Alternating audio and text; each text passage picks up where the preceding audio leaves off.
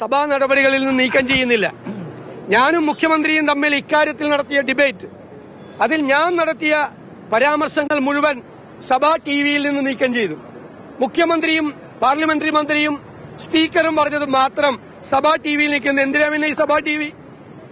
സഭയിൽ പ്രതിപക്ഷ നേതാവും മുഖ്യമന്ത്രിയും നടത്തിയ ഡിബേറ്റ് പുറത്തുവരണ്ടേ? അതില് പ്രതിപക്ഷ നേതാവ് എന്ന നിലയിൽ ഞാൻ നടത്തിയ സംഭാഷണം മുഴുവൻ നീക്കം ചെയ്തു സഭാ ടിവിയിൽ നിന്ന്. എത്ര ഏകാധിപത്യപരമായിട്ടാണ് പ്രവർത്തിക്കുന്നത്. പിണറായി വിജയൻ നരേന്ദ്രമോദിയാകാൻ ശ്രമിക്കുകയാണ്. നരേന്ദ്രമോദിയാകാൻ അദ്ദേഹം വളരെ മോശമായ പരാമർശം എന്നെ കുറിച്ച് നടത്തിയപ്പോ ഞാൻ പറഞ്ഞുവല്ലോ, ഞാൻ വിശ്വാസിയായിട്ടുള്ള ഒരാളാണ്, എല്ലാ ദിവസവും പ്രാർത്ഥിക്കുന്ന ഒരാളാണ്.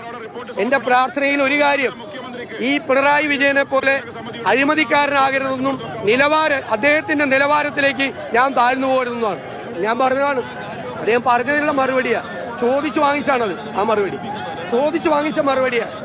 ഞങ്ങൾ ഉയർത്തിയ വിഷയം അത് വളരെ ഗൗരവത്തോടുകൂടി ഞങ്ങൾ ഇനിയുള്ള ദിവസവും സഭയിൽ ചർച്ച ചെയ്യും. അതെന്താണ്? മലപ്പുറം, കേരളം മുഴുവൻ, പ്രത്യേകിച്ച് മലപ്പുറം ജില്ല സ്വർണ്ണക്കള്ളക്കടത്ത് നടത്തുന്ന സ്ഥലമാണ്. ആവാല പണം നടത്തുന്ന സ്ഥലമാണ്. ആ പണം മുഴുവൻ രാജ്യദ്രോഹ പ്രവർത്തനത്തിന് ഉപയോഗിക്കുന്നു എന്ന് ഈ മുഖ്യമന്ത്രി ഗൂഢാലോചന നടത്തി PR ഏജൻസികളെ കൊണ്ട് ഇവിടെ പറയിപ്പിക്കാതെ ഡൽഹിയിലെ മീഡിയയിൽ മുഴുവൻ, നാഷണൽ മീഡിയയിൽ മുഴുവൻ പ്രചരിപ്പിച്ചു. മുഖ്യമന്ത്രിക്കെതിരായി പാർട്ടിയിലും പുറത്തു നടക്കുന്ന നീക്കങ്ങളുടെ പുറകിൽ ഈ കള്ളക്കടത്ത് സംഘമാണ്, കള്ളക്കടത്ത് പിടിച്ചതുകൊണ്ടാണ് നടത്തുന്നതെന്ന് പറഞ്ഞു. ഞാൻ ചോദിക്കട്ടെ, അങ്ങനെ ഈ കള്ളക്കടത്ത് പണം രാജ്യദ്രോഹ കുറ്റത്തിന് വേണ്ടിയാ, രാജ്യദ്രോഹം ചെയ്യാൻ വേണ്ടിയിട്ടാണ് അത് ചെലവാക്കുന്നതെങ്കിൽ ഒരാളെ ഈ മുഖ്യമന്ത്രിയുടെ പോലീസ് അറസ്റ്റ് ചെയ്തോ? ഒരാളെ? അപ്പൊ ഇത് വെറും പൊളിറ്റിക്കൽ അജണ്ടയാണ്, സംഘപരിവാർ അജണ്ടയാണ്, ജനങ്ങളെ ഭിന്നിപ്പിക്കുക. സെപ്റ്റംബർ 13-ാം തീയതി ഈ PR ഏജൻസി നാഷണൽ മീഡിയയ്ക്ക് മുഴുവൻ ഈ വാർത്ത കൊടുത്തു.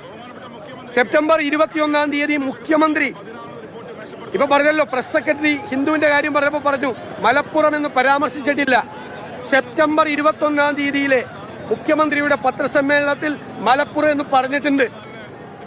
29-ാം തീയതി ഹിന്ദുവിൽ PR ഏജൻസി വഴി ഇന്റർവ്യൂ കൊടുത്തു. എന്നിട്ട് PR ഏജൻസി വളരെ മോശമായ പരാമർശങ്ങൾ കേരളത്തെക്കുറിച്ച്, പ്രത്യേകിച്ച് മലപ്പുറത്തെക്കുറിച്ച് നടത്തി. അപ്പൊ കേരളത്തെക്കുറിച്ച് വളരെ മോശമായ ഒരു ഇമേജ് ദേശീയ തലത്തിൽ ഉണ്ടാക്കുക, ഈ കള്ളക്കടത്ത് നടത്തുന്നതും ഹവാല നടത്തുന്നതും തെറ്റാണ്. അത് ഒരു കമ്മ്യൂണിറ്റി മാത്രമാണ് അത് നടത്തുന്നത് എന്ന് വരുത്തി തീർത്ത് സംഘപരിവാർ ചെയ്യുന്നത് പോലെ മതപരമായ ഭിന്നിപ്പുണ്ടാക്കാൻ പിണറായി വിജയനും കൂട്ടുകാരും ശ്രമിക്കുന്നു. അതിനാണ് PR ഏജൻസിയെ ചുമതലപ്പെടുത്തിയിരിക്കുന്നത്.